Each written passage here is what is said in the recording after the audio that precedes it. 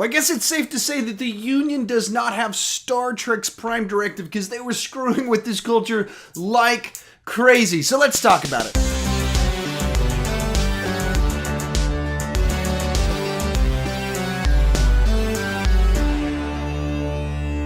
So in episode 4, the Orville discovers a gigantic ship out in space. When they go to investigate, they discover a society on the inside. The boast has them very curious, and it puts them in a good bit of danger. That's kind of the setup for our episode. Along the way, you get a little bit of fallout from the previous episode and the pair that had a child and kind of the consequences of the disagreements that they had in that, as well as some continuation of some dialogue about the captain and his ex-wife and their relationship. Now, real quick, before I give my thoughts on it, be sure to put your thoughts down below in the comments section. I do love to get in conversations with you guys, get some lively stuff going on, especially now that Star Trek Discovery's dropped. And so in my mind, we got two different Star Trek shows, and one of them kind of digging, and one of them I am so gigantically disappointed with. So I'd love to hear you guys' thoughts on all of that too down below. Now let's get to talking about the episode. Once again, a very solid episode, and as I've said all along the way, a very Star Trek The Next Generation type plot line where they go out, they discover something out in space,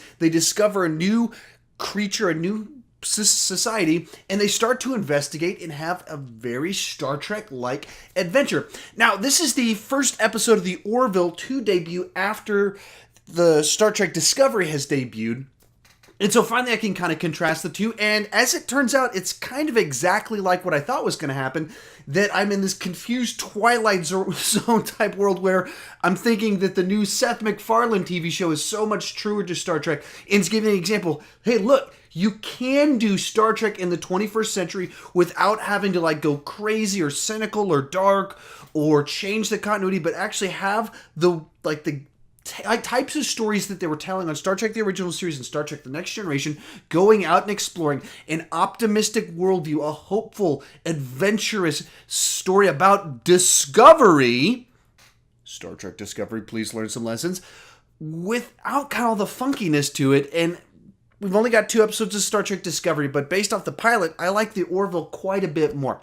So with this episode, kind of what I liked about it is that we went into a society and there's some ideas behind it and kind of a mystery of what's going on that holds your intrigue as you're watching through everything as it happens. And then within that, it's exploring ideas of religion, fanaticism, the way that people become radicalized, the way that people become afraid for their society, all sorts of different types of things that make for good Star Trek.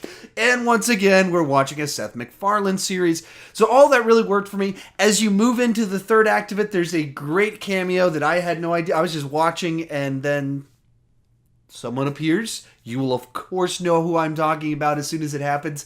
And I thoroughly enjoyed that. That was just a nice little bit on the top of all of this.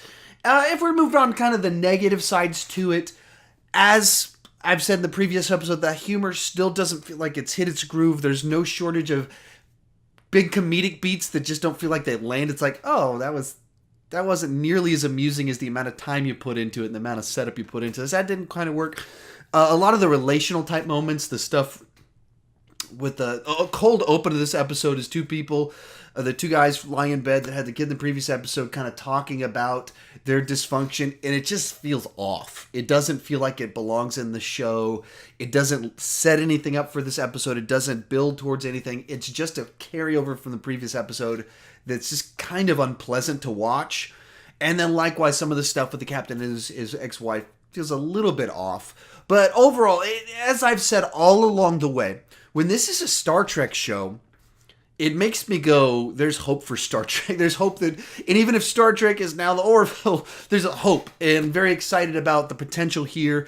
And as has been much discussed in the comments, and I think I've alluded to in previous reviews, the first 2 seasons of Star Trek Next Generation were very shady, rocky, took their footing. And if this one's humor is the tough spots that it has to work through, we're in good shape. This is already ahead of where Star Trek was in its first 2 seasons.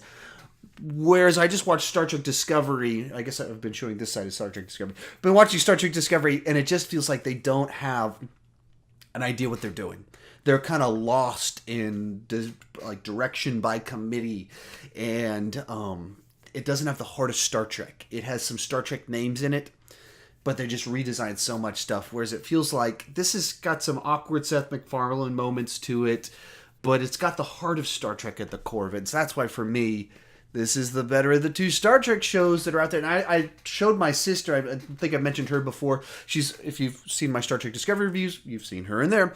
And I showed her a little bit of Discovery, or it's not Discovery, she's watched all that, but a little bit of Orville. She didn't have time to watch a full episode. And I was like, you're going to watch this and you're going to be like getting nostalgia. You're going to feel this sense of like, whoa, this is weird that this is what the Seth MacFarlane show is like.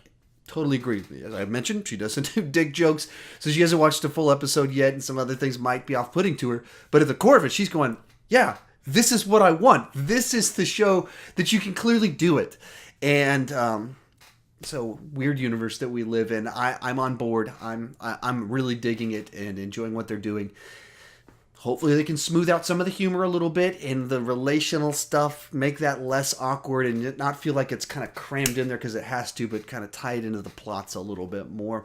But that's my take on it. How about you? Tell me down below in the comment section. Let's get a lively discussion. We've been getting lively discussions for each one of these episodes, and I really do appreciate that. Hopefully we'll have yet another live discussion going on with this one. If you're new to my channel, please consider clicking that subscribe button. I do movie reviews, TV reviews, like the one you're watching right now, as well as ranking videos every single week. But the key thing is I don't want to just talk about movies. I want to talk about movies with you. So join me down in the comment section, and thank you for watching.